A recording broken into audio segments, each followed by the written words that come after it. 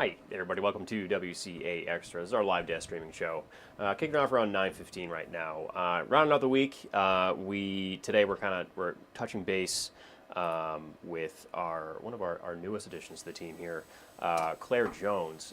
She just did a story about a big swath of land in Moncton. A lot of people can enjoy. So kick it off, just Claire. Thanks for being here. Yeah, good morning, John. Thank you for having me on. Yes, Yeah. I went over to Moncton to check out the new town forest that they recently purchased as a town itself to hear about what effort went into this, why they decided to do it, and I can definitely tell you they are very excited for the future. Yeah, and kind of just give me an idea here. This is a pretty sizable chunk of land for the town forest. Just how big are we talking here? It is a very, very large chunk of land, 450 acres of it. Yeah. The town worked with the Vermont Land Trust to I spoke to some of the Forest Town Committee members. That committee was really kicked off and was formed about 5 years ago after conversations about getting a town forest became more serious. They worked with the Vermont Land Trust to acquire the funds and figure out how to really go about this because, as you can imagine, a town buying a forest is no easy feat. So they really had to jump through a lot of hoops and work to make this happen. And so they told me it's been in the process for a few years, and they were able to buy it from a private company who owned the land, who worked with them to sell the land to them. And now the town has this forest. Yeah, absolutely. And that price tag coming in, I've seen like about $1 million now. But they actually had some money Yes. left over. Where's that going? That's right. Now, I am not sure of the final price tag on the forest, what the town bought it for, but I know that it was definitely a sizable chunk of change, and they were actually able to, between fundraising efforts and getting grants from the state and federal government, different agencies and organizations, after they were able to collect all the funds, they actually realized they did have some left over. And so I was told that a lot of those funds will be saved in a fund so that those extra funds, quite a few tens of thousands of dollars, that can be used for future trail maintenance and that sort of thing.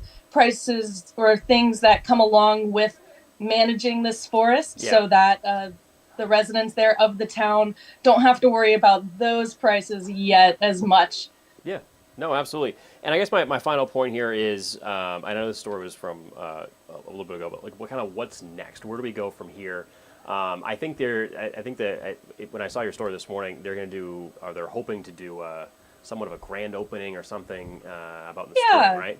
So, from what I was told, Yeah. they have put in sort of a temporary plan, just getting started with it. Again, this is still pretty new, and this is their first town forest, so they're very excited about it. But they did put in some temporary plans in place that until they're able to sort of come up with a longer term plan with those woods. And they're hoping to really unveil that plan and have it finalized by the spring, and then also by the spring have a ceremony really to celebrate the town forest and to really show people what what can be done with it. They're still trying to figure out.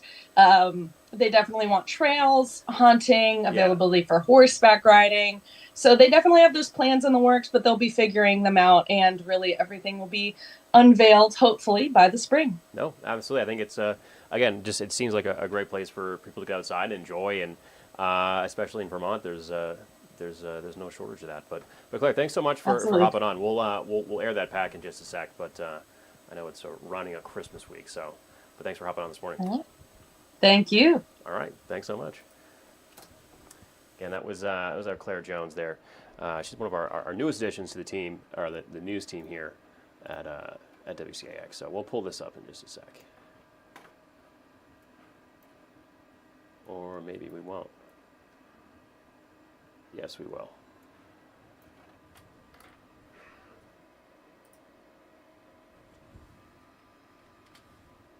Joining the rest of the conserved land across Vermont, 450 acres in Addison County, now dedicated for the public to enjoy.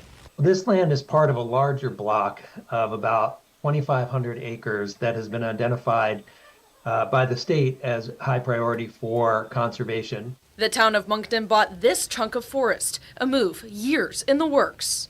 We've had some informal discussions with town people, and then in 2019, the Town Forest Committee was officially formed. The project really got going in 2022 when we identified this parcel as a likely candidate and started to work with the owner on it. Despite the lack of housing on a statewide level, Moncton Town Forest Committee members say this forest won't take away from other development opportunities. We have lots of space in the community for affordable housing, but also for spaces like this.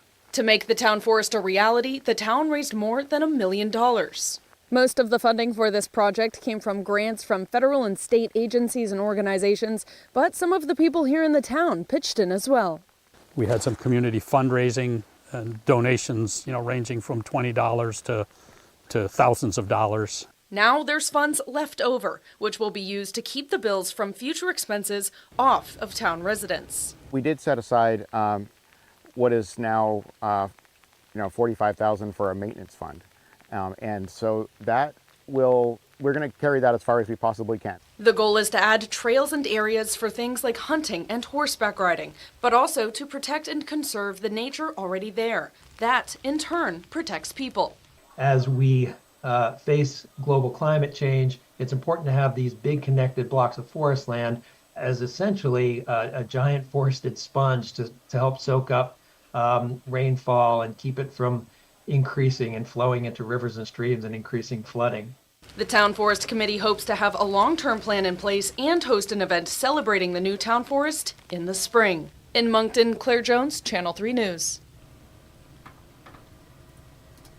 Again, that was a story by our Claire Jones. You can do that whole full story on WCAX.com.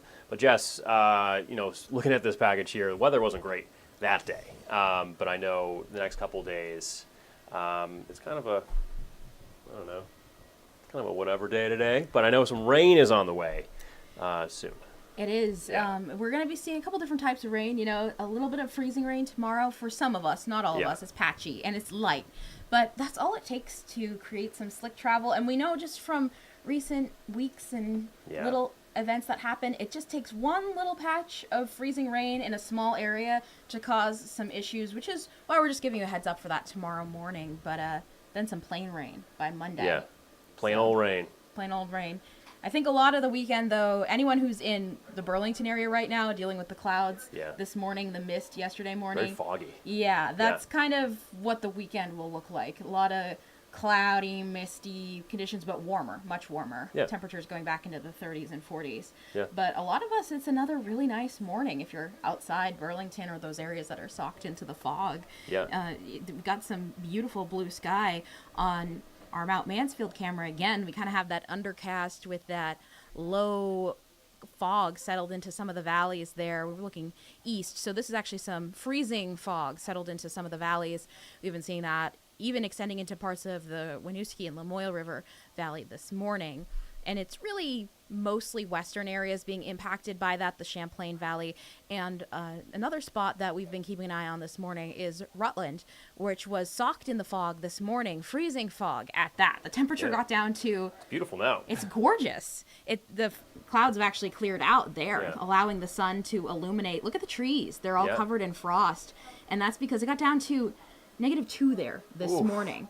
And when you have fog and it's -2, that just, so it actually is allowed to exist because there's super cooled liquid droplets in the fog, and then, but it just freezes on contact to solid surfaces. I have a question, it's more of a distinguished question, but I don't know if this is related, but rime ice. Yes. So rime ice, and then you get some, like, you said we had some, like, frozen droplets. What's kind of the difference there? Not to get too in the weeds. Right. No, this is a good time to talk about it, because I think a lot of us are probably waking up to that this morning, and when we get some sunshine going. Yeah. And that's exactly what's happening, is that white coating on the trees that you're seeing there in Rutland, that is rime icing. So that happens when you have freezing fog, or we'll hear about it a lot on Mount Washington. They'll have rime ice up there because they're in the clouds, which is really kind of just fog. It's really, you have, cloud droplets. You have super cooled liquid water droplets that are able to exist in the air, but obviously you have a surface, say a tree branch, a metal pole, a windshield. You don't really see rime ice formations on that as much, but you really see it a lot on trees, branches,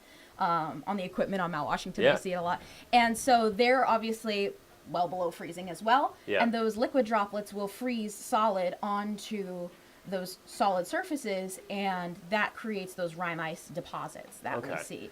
So Yeah, when I we're always had a meteorologist I work with, and I always talk about rime ice, and I can see it, like I know it when I see it, but I always didn't know the difference. So thank you. yeah, so that's Yeah. something Cool. you might notice this morning. That white, Yeah. if you see that white coating, that's rime icing from the freezing fog this morning. So very cool there. We're seeing that on the trees in Rutland. Sunny now, 8 degrees. We've warmed up, balmy 8 degrees compared to 2 below this morning. And of course, we still have some of that freezing fog out there now, and just kind of low clouds. Middlebury still reporting low visibility there, 1.7 miles. Still slightly reduced in the Montpelier, Morrisville area, but we're seeing improvements there as the morning goes on. And here's where we are in the temperature department. Still below zero in Morrisville and Newport right now, so it's been especially cold in the Northeast Kingdom. Meanwhile, we've been holding steady in the mid-teens in the Champlain Valley, where those clouds kind of kept us a bit warmer overnight. And here's a look at the satellite right now, where you can really see where that fog is socked in this morning, or fog and low clouds, right? Where we are here in South Burlington, it's not fog, it's just kind of low clouds. And really affecting a lot of Franklin County right now, even, again, parts of the Lamoille River Valley, still seeing that. A lot of Chittenden County. It's further east in Chittenden County this morning, and then still portions of western Addison County, really west of Vermont 116, and down into Rutland County, but Rutland County not as heavily impacted as yesterday. In fact, Rutland itself looking a lot clearer than it did this time yesterday morning. Still seeing a little bit of activity in the St. Lawrence Valley, but that's it. So we still have that cold air mass in place now. And I want to point this out because not only is it cold out as you're heading out this morning, you bundle up, we also have that creating very cold ground temperatures. And if we look to the southwest, look at Chicago, 47. That's the kind of temperatures we'll be having here by Monday. And as that transition is happening tomorrow, we'll get some moisture coming in, and when it'll be warm enough in the atmosphere to fall as rain, but the ground will still be very cold, which is why anything that falls, we're watching the potential for some freezing rain tomorrow morning. So today, still below normal temperature-wise, especially in the Champlain Valley, where the clouds will hold temperatures down a little bit lower than most of us. I think a lot of places that are seeing the sun get into the upper 20s to low 30s today. Upper 30s tomorrow, but then mid to upper 40s Sunday, Monday. So any rain that falls Sunday, Monday will be just plain rain area-wide. And then Tuesday, Wednesday, New Year's Eve, New Year's Day, still looking mild.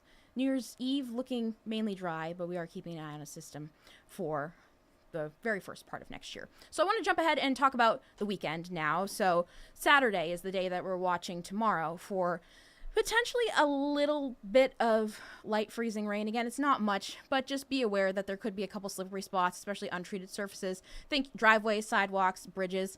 Not a bad idea to put some salt down if tonight, as that comes through early tomorrow morning. Not enough to really coat trees or cause any issues there with power lines or anything like that.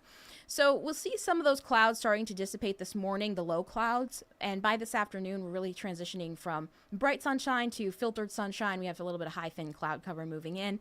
Those clouds thicken up overnight, but we really stay dry during the first part of the overnight hours.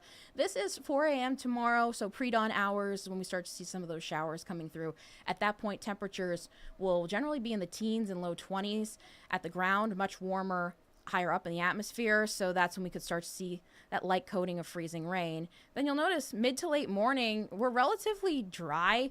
If anything, it would be sort of light drizzle that's left. Temperatures will be warming above freezing in the valleys of western Vermont. Eastern Vermont stays a bit colder, so if anyone sees any freezing drizzle from afternoon onward into the evening, it would be those eastern areas that struggle to warm above freezing. Saturday night, again, could be a few areas of leftover drizzle, mist, but really not looking at any steady precipitation. Sunday's not looking like a washout to start the first half of the day, but here's the afternoon and evening. That first batch of wet weather comes through, and at that point, again, we're looking warm enough for that to really fall as rain. So we'll see that continue into Monday, looking like a wet day there. Again, looking at rain, probably about a ½ inch to an inch widespread, maybe a bit more. And that will cause, between the warm temperatures and the rain, some snow melt, certainly cause rivers to run a bit higher. But fortunately, at this point, we're not really concerned about any flooding. As that system departs and it cools down a bit, we could see a little bit of some snow shower activity on the back end of that. Here's your New Year's Eve, looking dry that afternoon, so any early evening celebrations looking okay. Right before we ring in the new year, we're keeping an eye on this system. It's still quite a ways out, so the timing on this can shift a little bit. The precipitation type can shift a little bit. So I don't want to give a definite outcome here yet, but this is just what we're keeping an eye on. It's coming in kind of right around the time we're ringing in the new year, if not a little before or after. So just something to be aware of. Looking like probably going to be some rain, especially in the valleys, maybe more widespread, then cooling down into Wednesday, Thursday of next week, so some snow showers behind that. That's still a ways out. Before we get there this afternoon, we'll end up seeing partly sunny skies, some filtered sunshine, a lot of us topping out in the upper 20s to low 30s, a few mid 20s in the Champlain Valley where it's been a bit cloudier today. And then tomorrow morning, we'll be still looking at teens, 20s to start out the day before that batch of light showers moves in. Again, a little bit of drizzle, freezing drizzle possible Saturday night, but this is very light, misty. Sunday, steadier, heavier rain moves in late in the day. We'll continue to see those periods of showers Monday. Tuesday, again, looking dry for New Year's Eve during the day. We'll be watching that late New Year's Eve, right around the New Year time, into the first couple days of the New Year for a little bit of a wintry mix there. Yeah, no, I think let's have our fingers crossed there. I know it is a little far out too, as you said, so hopefully some good weather. Absolutely. Yeah, thank you, Jess. I think that in mind, I think that's for us here on WCA Extra. Of course, this is Jess and I in just a couple hours in the noon. All of our content on WCAX.com, and of course, our evening shows tonight. And I actually think Don Amato is anchoring tonight. I believe heard that as well. Case. I believe that is confirmed. So, that's right. Tune in for that. It'll be fun. Until then, we'll see you in a couple hours.